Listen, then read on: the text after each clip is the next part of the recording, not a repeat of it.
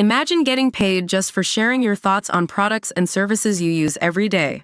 With Survey Junkie, it's that simple. Click on the link in the video description to discover how you can start earning today by taking surveys. Carlos Pena had served the people of North Hollywood for 30 years, designing signs, banners, and clothes for grateful customers across the neighborhood.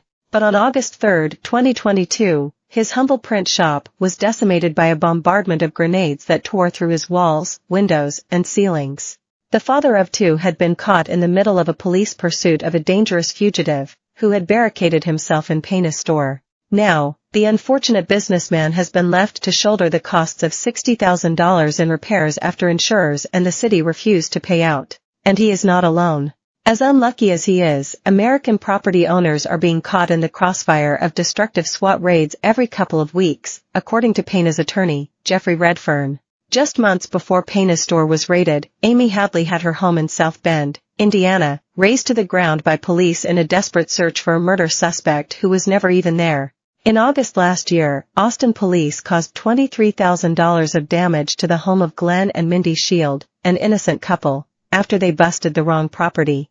And Molly Slaybaugh was left with $70,000 of repairs after a SWAT team assaulted her home with dozens of tear gas canisters during a manhunt. Some of these properties should never have been raided. In other cases, there has been a clear public interest in apprehending a dangerous criminal. But in none is it right that the innocent bystanders should be left to pick up the tab.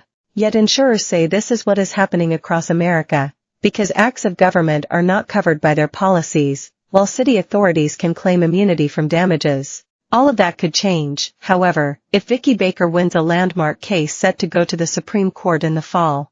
Baker's $300,000 property was destroyed in July 2020 after a SWAT team stormed her house, launching tear gas grenades through windows, knocking down doors and leveling a fence with an armored vehicle in pursuit of fugitive Wesley Little. The 79-year-old had not been living at the house in McKinney, Texas, but had spent a year fixing it up for a sale.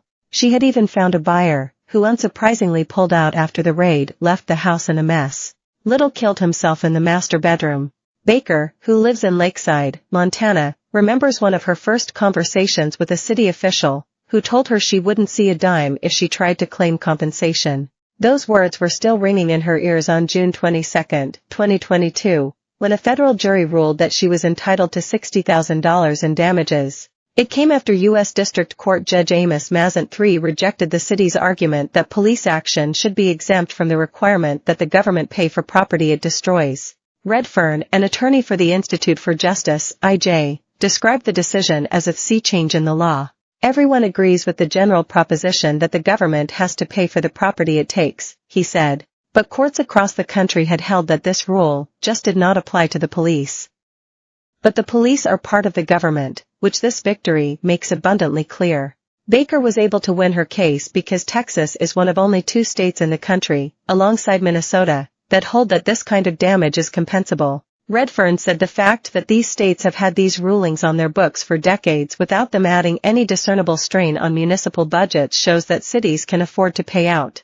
Having won Baker's case at state level, it is now being fought out in federal courts, where a victory for the IJ could pave the way for similar relief for other unfortunate homeowners. For now, however, hardworking citizens like Pena, most soldier on with their lives still in tatters.